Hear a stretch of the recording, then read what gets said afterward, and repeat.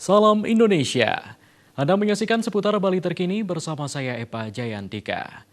Pemirsa, Pemprov Bali menyiapkan 5 rumah sakit untuk menangani jika ada pasien atau suspek virus corona. Kelima rumah sakit tersebut dinilai memiliki peralatan dan petugas yang siap jika ada pasien yang suspek atau positif virus corona.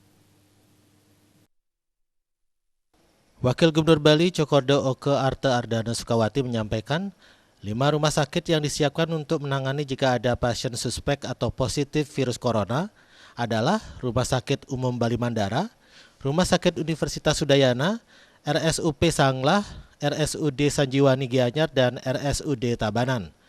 Kelima rumah sakit itu dinilai memiliki peralatan dan petugas yang siap jika ada pasien yang suspek atau positif virus corona. Skenario terburuk jika terjadi kemungkinan situasi yang memburuk di Bali yaitu jumlah pasien akibat virus corona mencapai 100 orang. Pada tahap awal disiapkan RS Unit Bukit Jimbaran yang akan siap menampung.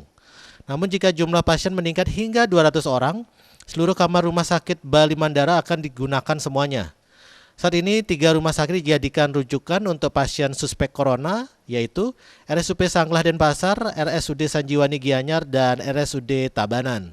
Kesehatan, andai kata nanti terjadi atau membutuhkan ruangan di atas 50, apa yang kita lakukan, andai kata di atas 100, apa yang kita lakukan, ataupun di atas 200, apa yang kita lakukan.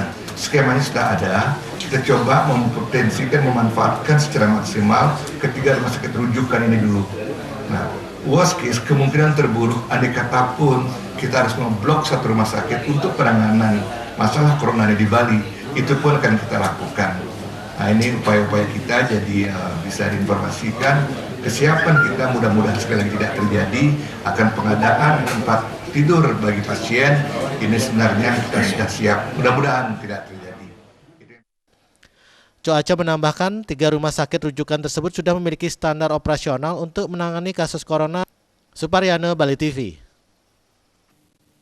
Tetaplah bersama Bali TV untuk menyaksikan seputar Bali pagi terkini hari ini. Salam Indonesia.